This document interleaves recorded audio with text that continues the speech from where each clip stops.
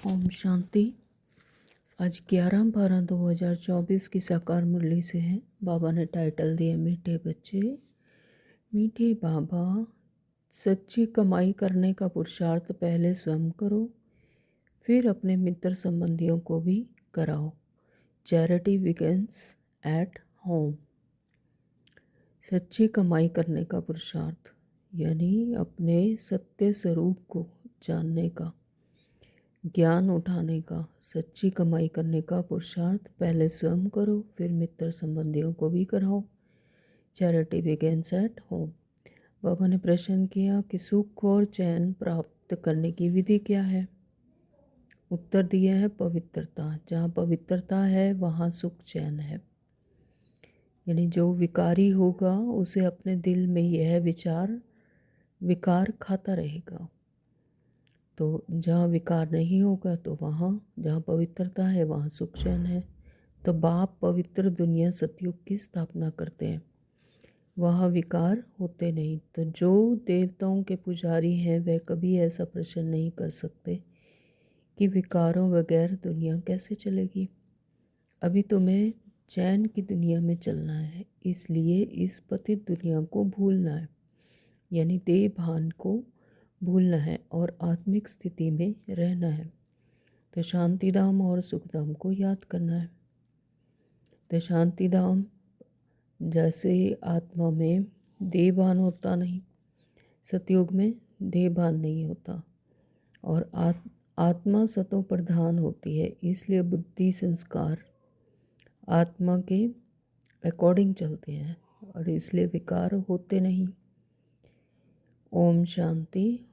बाबा कहते हैं ओम शांति का अर्थ तो बच्चों को समझाया हुआ है। शिव बाबा भी ओम शांति कह सकते हैं, तो शालिग्राम बच्चे भी कह सकते हैं कि मैं आत्मा शांत स्वरूप हूँ। तो आत्मा कहती है Om Shanti, son of silence father. शांति के जंगल आदि में जाकर कोई उपाय नहीं किया जाता, आत्मा तो है ही साइलेंस। ऐसा नहीं है कि शांति के लिए किसी जंगल में जाकर घर बार छोड़ कर बैठ जाना, जैसे कि सन्यासी जाते हैं। बाबा कहते हैं कि आत्मा तो है ही साइलेंस। जब आत्मा को अपना आत्मिक स्वरूप, सत्य स्वरूप याद आता है तो वह साइलेंस फील करती है।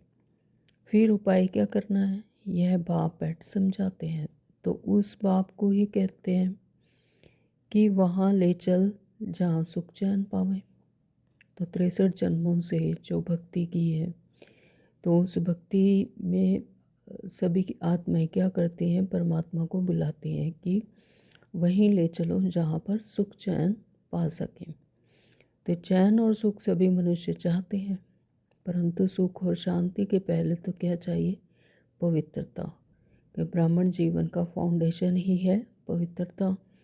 पवित्र को पावन, अपवित्र को पतित कहा जाता है। पतित दुनिया वाले पुकारते रहते हैं कि आकर हमको पावन दुनिया में ले चलो। वह है ही पतित दुनिया से लिबरेट कर पावन दुनिया में ले चलने वाला। सतयुग में है पवित्रता, कलयुग में है अपवित्रता। वह वॉइसलेस वर्ल्ड है और यह है विशियस वर्ल्ड। तो यह तो बच्चे जानते हैं कि दुनिया वृद्धि को पाती रहती है। सतयुग वॉइसलेस वर्ल्ड है तो जरूर मनुष्य भी थोड़े होंगे। तो जो आत्माएं जैसे जैसे पवित्र बनती जाती हैं तो वो वॉइसलेस वर्ल्ड यानी सतयुग में ट्रांसफ़र हो जाती हैं। तो वह थोड़े कौन होंगे, बराबर सतयुग में देवी देवताओं का राज्य है, उसको ही चैन की दुनिया और सुखधाम कहा जाता है। तो वहाँ पर सुख चैन आनंद का अनुभव होता है आत्मा को। तो यह है दुखधाम। दुखधाम को बदल सुखधाम बनाने वाला एक ही परमपिता परमात्मा है। सुख का वर्षा जरूर बाप ही देंगे। अब वह बाप कहते हैं दुखधाम को भूलो, तो शांति धाम और सुख धाम को याद करो। तो इसको ही मन मना भाव कहा जाता है। यानी अपना आत्मिक स्मृति में जब आत्मा आती है, अपना वास्तविक सत्य स्वरूप उसे याद आता है, तो वह उसे शांति धाम की तरह लगता है। शांति धाम शांति फील करती है और सुख धाम में को याद करती है। तो इसको ही मनमना भाव कहा जाता है। बाबा कहते हैं बाप आकर बच्चों को सुखधाम का साक्षात्कार कराते हैं, दुखधाम का विनाश कराए शांति धाम में ले जाते हैं। तो इस चक्र को समझना है। 84 जन्म लेने पड़ते हैं। तो जो पहले सुखधाम में आते हैं उन्हों के फिर 84 जन्म सिर्फ इतनी बातें याद करने से ही बच्चे सुखधाम के मालिक बन सकते हैं। बाबा कहते पति दुनिया में रहने वाले तो कहते हैं कि आप पावन दुनिया में ले चलो। सतयुग को 5000 वर्ष हो गए, तो उन्होंने तो कलयुग की आयु ही लाखों वर्ष लिख दी है, कह दी है। तो फिर मनुष्य कैसे समझे कि सुखधाम कहाँ है। सतयुग से लेकर अभी कलयुग के एंड तक जो संगम युग यानी पूरे 5000 वर्ष का एक कल्प। तो सुखधाम कहाँ है, कब होगा? वह तो कहते हैं कि महाप्रलय होगी तब फिर सतयुग होता है। तो पहले पहले श्री कृष्ण अंगूठा चूसता हुआ सागर में पीपल के पत्ते पर आता है। तो वहाँ कहाँ की बात कहाँ ले गए हैं? तो अब आप कहते हैं कि ब्रह्मा द्वारा मैं सभी वेदों शास्त्रों का सार सुनाता हूँ, इसलिए विष्णु की नाभि और कमल से ब्रह्मा दिखाते हैं और फिर हाथ में शास्त्र भी दे दिए हैं। तो अब ब्रह्मा तो जरूर यहाँ होगा ना, सूक्ष्म वतन में तो शास्त्र नहीं होंगे ना। तो ब्रह्मा यहाँ होना चाहिए, कहाँ? स्थूल में। तो विष्णु लक्ष्मी नारायण के रूप में भी तो यहाँ होते हैं। तो ब्रह्मा ही सो विष्णु बनता है, फिर विष्णु सो ब्रह्मा बनता है। तो अब ब्रह्मा से विष्णु निकलता व विष्णु से ब्रह्मा निकलता है। तो यह सब समझने की बातें हैं। और बाबा इस मूल्य में कहते हैं कि धारणा के लिए मुख्य सार नंबर 1 बाबा ने बताया कि इस पुरानी दुनिया को बुद्धि से भुलाने के लिए चलते फिरते अपने को शांति धाम का वासी समझना है। चलते फिरते बुद्धि से इस पुरानी दुनिया को भुलाना है और शांति धाम का वासी स्वयं को समझना है। स्थूल में भी जब कोई नया घर बनता है या नए घर में शिफ्ट होना होता है तो पुराने घर को भूल जाते हैं और नए घर की प्लानिंग होनी शुरू हो जाती है। तो सेम ऐसे ही इस पुरानी दुनिया को बुद्धि से भुलाने के लिए चलते फिरते अपने को शांति धाम का वासी समझना है और शांति धाम और सुख धाम को याद कर सच्ची कमाई करनी है और दूसरों को भी करानी है। नंबर 2 बाबा ने बताया कि राजयोग की तपस्या कर स्वयं को पुण्य आत्मा बनाना है। राजयोग की तपस्या कर स्वयं को पुण्य आत्मा बनाना है, यानी श्रेष्ठ आत्मा। माया का सिर काटने के लिए स्वदर्शन चक्र सदा फिरता रहे। अपना ही दर्शन, स्वदर्शन यानी अपना ही दर्शन। जब आत्मा अपने आप को इस ड्रामा के पार्ट को याद करती है यानी स्वदर्शन चक्र घुमाती है तो वो देह भान मिटने लगता है।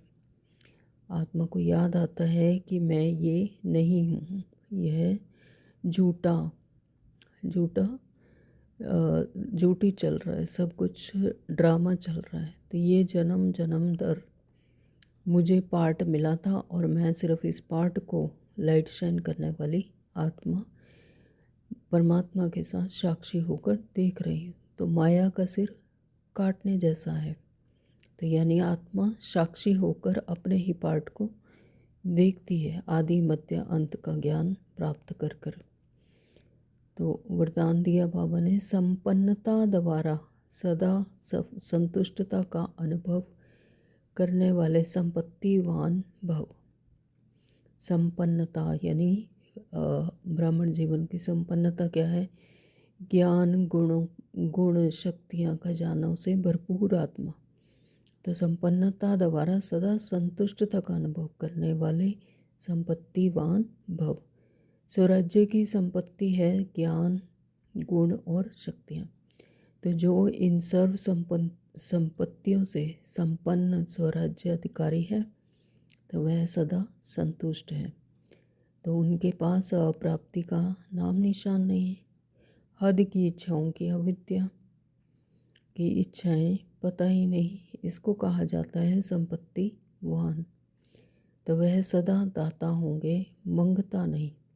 वे अखंड सुख शांति में स्वराज्य के अधिकारी होते हैं। अखंड सुख शांति, बाबा कहते हैं किसी भी प्रकार की परिस्थिति उन्हें अखंड शांति को खंडित नहीं कर सकती। जब आत्मा का सत्य स्वरूप ही सदा अखंड शांति और सुख से भरपूर है, तो जब आत्मा को अपने आत्मिक स्मृति की याद आती है तो कोई भी परिस्थिति उसे खंडित नहीं कर सकती, अखंड शांति को खंडित नहीं कर सकती। आत्मा अपने सत्य स्वरूप में टिकी हुई है। स्लोगन दिया बाबा ने, ज्ञान नेत्र से तीनों कालों और तीनों लोकों को जानने वाले मास्टर नॉलेजफुल भव हैं। तो जब बाबा ने हमें ज्ञान दिया इस संगम युग पर, ज्ञान नेत्रों से मैं आत्मा तीनों लोगों को जानने वाली, आदि मध्य अंत को, तीनों लोगों को, स्थूल सूक्ष्म परम धाम को जानने वाली मास्टर नॉलेजफुल बन गई। तो ज्ञान नेत्र से तीनों कालों और तीनों लोगों को जानने वाले ही मास्टर नॉलेजफुल हैं। ओम शांति। Thank you Baba.